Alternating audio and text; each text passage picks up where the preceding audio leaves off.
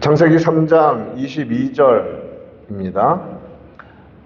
하나님께서 사람을 창조하실 때에 창세기 1장 26절 말씀에서 우리의 형상을 따라 이렇게 우리라는 복수 형태로 시작을 하죠. 우리가 사람을 만들자.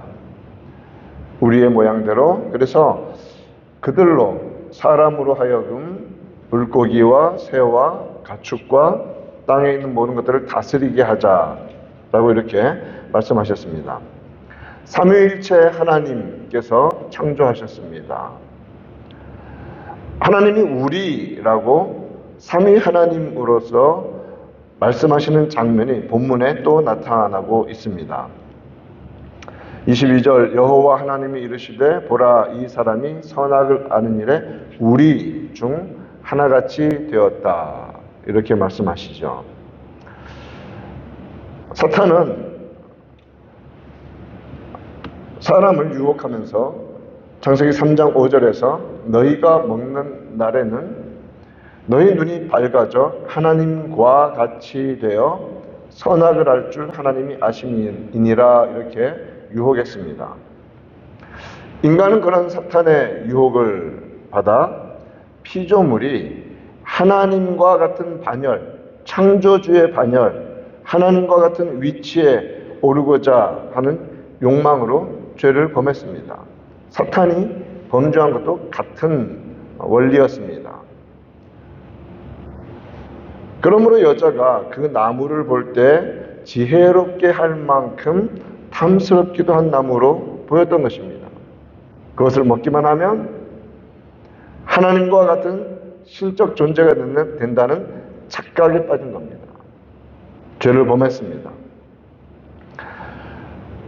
오늘 본문 3장 22절에서 우리 중 하나와 같이 되었다는 것은 자 그러면 진짜로 사탄이 하나님이 되고 인간이 하나님이 되었는가? 그것은 아니지 않습니까? 그런 의미는 아닙니다. 우리와 같이 되었다는 말이 이 말은 하나님의 엄중한 명령을 불순종으로 거부한 타락한 인간이 어떤 상태에 빠졌느냐 하면 하나님이나 그의 명령이 아니라 자기 자신의 생각과 감정과 느낌과 인식 그것을 선과 악을 결정하는 기준으로 삼게 되었다는 것입니다. 무엇이 선하고 무엇이 악한지를 유일하게 결정하시는 분은 하나님이십니다. 그런데 인간은 범죄함으로 어떤 자리에 갔습니까? 자신이 기준이 됩니다. 자신이 옳으면 무조건 옳습니다. 자신이 싫으면 무조건 싫습니다. 자기가 좋아하는 것이면 그것이 선하든 악하든 가장 최고의 것이 되어야 한다고 여기는 것이 인간입니다. 모든 인간이 다 그렇습니다. 불순종의 죄악 가운데 있는 인간들은 언제나 자신이 기준이 됩니다.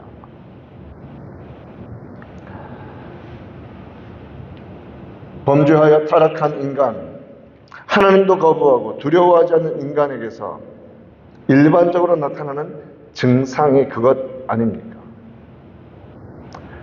자신이 모든 것을 결정하는 기준이 되는 것. 그렇기 때문에 요즘 시대에 그래도 인간 세상 가운데 한때 좀 질서와 어떤 그 객관이 좀 우대되고 따랐던 시대가 잠깐 있긴 했었지만 혼란의 시대에 가장 극명하게 나타나는 것은 무엇이냐면 객관적인 게 의미가 없습니다. 그냥 자신의 주관성만이 최고입니다. 진실, 거기에 바탕을 둔 질서와 법과 규범, 내가 싫으면 싫은 겁니다. 내가 좋아서 하면 무슨 짓을 하더라도 그것은 옳은 것으로 여기는 것이 죄악된 인간의 본성입니다. 잠언 26장 12절에서 이렇게 말씀하십니다. 내가 스스로 지혜롭게 여기는 자를 보느냐. 그보다 미련한 자에게 오히려 소망이 있느니라. 16절에서는 게으른 자는 사리에 맞게 대답하는 사람 7보다 자기를 지혜롭게 여기느니라 이렇게 말합니다. 왜 게으름을 피우느냐? 아무리 옆에서 이렇게 살아야 한다라고 말해도 아유 그렇게 살아 소용없어. 그렇게 사는 거 아니야. 그냥 내 마음대로 살 거야. 자신이 가장 지혜롭게 여긴다는 말입니다. 그것이 결국 무엇이냐면 교만입니다. 교만이에요. 자기가 제일 똑똑해요. 제일 잘났어요. 누구든 이 세상에 있는 어떤 것이든 가정에서도 교회에서도 국가에서도 사회 질서에서도 아무것도 없어요. 그러나 여러분 기억합시다. 교만은 패망의 선봉이요 넘어짐의 앞잡이입니다. 교만한 자는 반드시 엎드러지게 되어 있습니다. 오래가지 못합니다. 망합니다. 교만은 아무 근거 없이 자기를 높이는 겁니다. 그것이 인간의 죄악입니다. 근거가 없어요. 그냥 자기가 제일 잘난 겁니다. 왜냐하면 자기가 기준이 되니까. 잠언 3장 5절과 7절은 분명히 경고합니다. 너는 마음을 다하여 여호와를 신뢰하고 내 명철을 의지하지 말라. 하나님의 말씀이 있고 나름 똑똑한 자신의 생각이 있습니다. 그런데 어리석고 교만한 인간은 하나님을 경외하지 않고 자기 생각을 따릅니다.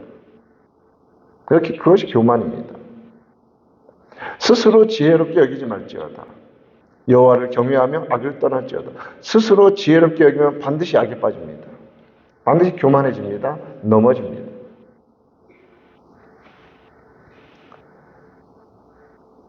예수를 믿는 것은 고린도후서 5장 17절에서 말하는 것처럼 새로운 피조물이 되었다라는 말씀 아닙니까? 결국 그것은 말씀 앞에 자신을 드린다는 것입니다.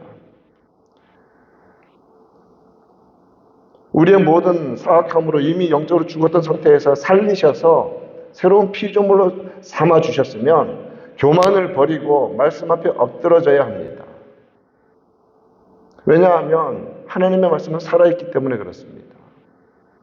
운동력, 활력이 있습니다. 움직이는 힘이 있습니다. 그러나 안 믿는 자에게는 아무런 능력도 발휘해 주시지 않습니다. 믿고 따르는 자에게 능력이며 승리이며 용기이며 담대함입니다. 하나님 말씀은 살아 있습니다.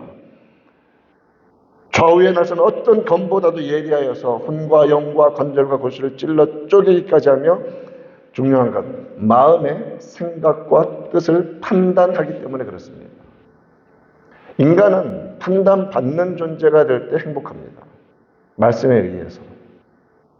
그런데 믿는다고 하면서도 그 길을, 그 중요한 그 라인을 넘어가지 않는 경우가 참 많습니다. 다 판단합니다. 말씀을 판단합니다. 내 생각에 이 말씀은 이상해. 틀린 것 같아. 아니요. 하나님은 무조건 옳으십니다. 말씀은 오류가 없습니다. 그러한 겸손으로 말씀 앞에 엎드릴 때 담대하며 흔들리지 않고 날마다 겸손히 깨어지는 것입니다. 판단받는 우리가 되기를 바랍니다. 말씀에 의해 판단받는 우리가 되십시다. 이것이 선악과를 따먹은 인간에게 나타난 아주 최악의 결과입니다. 자신이 기준이 되고 말았습니다. 또 한 가지가 있습니다. 선과 악을 알게 됩니다. 왜냐하면 만약에 인간이 순종만 했더라면 선함만을 가지고 살 거예요. 그리고 기쁨이 있어요. 하나님은 순종하는 것이 얼마나 기쁘다는 것을 알죠. 순종할 때 압니다. 그런데 선악과를 따먹고 불순종함으로 어떻게 되냐면 이제 자기 죄와 그 죄책으로 인한 이 악함과 고통이 얼마나 극명하다는 것을 알게 된 거예요. 이 고통스러운 단계로 들어온 겁니다.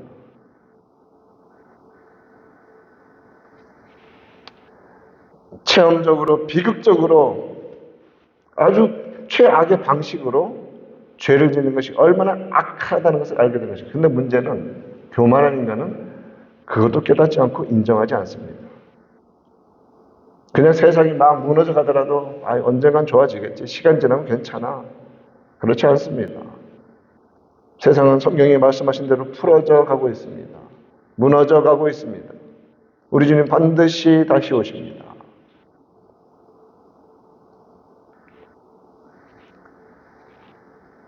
하나님께서는 죄악된 인간이 타락하고 완전히 망가진 상태로 영원히 살아가는 것을 금지시키십니다. 1절에 이것이 하나님의 은혜라고 제가 잠깐 언급했습니다. 죄의 결과로 22절 후반부 보면 그가 그의 손을 들어 생명나무 열매도 따먹고 영생할까 하노라. 동산 중앙에 있었던 생명나무 열매를 따먹으면서 그렇게 영생의 기쁨을 누렸었는데 이제 죄로 말미암아 죽음이 들어왔습니다. 하나님은 생명나무로 가는 길을 막아버리십니다. 죄악에 빠진 인간이 하나님을 피하여 도망하고 죄악으로 인한 저주의 상태를 살아가야 합니다. 그 상태에서 정말 죽지 않고 살아간다면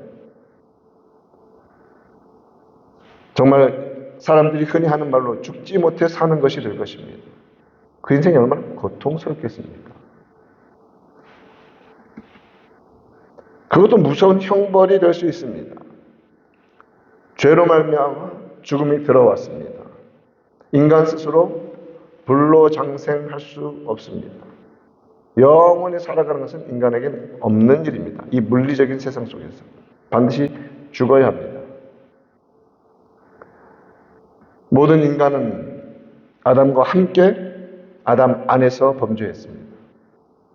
아담이 인류의 대표, 언약의 대표이기 때문에 그렇습니다. 아담 안에서 아담과 함께입니다. 그러므로 우리는 모두 생명나무에서 차단되었던 아담처럼 죽음을 맞이해야 합니다.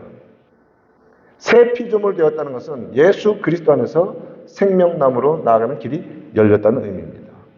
우리 구주 예수 그리스도는 길이요, 진리요, 생명이십니다. 이 생명을 우리는 이 세상 속에서 누리고 있습니다. 히브리서 9장 27절 말씀처럼 한 번 죽는 것은 사람에게 정해진 것이요 그 후에는 심판이 있을 것이다 라고 말씀하십니다. 죄는 죽음의 원인입니다. 죽음에 이르는 길입니다. 그것은 물리적인 죽음뿐만 아니라 이 땅에서도 살아가지만 정말 살 가치 없는 것처럼, 살 의미 없는 것처럼 살아가는 삶도 포함합니다. 그러므로 지혜로운 자는 빨리 주님 앞에 나와서 말씀의 판단을 받고 엎드리고 회개하며 한 번 죽는 것이 기다리고 있지만 그때까지 죽은 것처럼 살아가는 것이 아니라 예수 그리스도의 생명력으로 살아가는 자가 정말 지혜로운 자이고 그것은 우리 믿는 자들에게 이미 베풀어져 있는 축복입니다. 회개와 겸손으로 주의 말씀 따라 순종하며 살아가는 기쁨의 삶이 오늘 하루 우리에게, 우리 성도들에게 넘치기를 우리 구주 예수님의 이름으로 축원드립니다.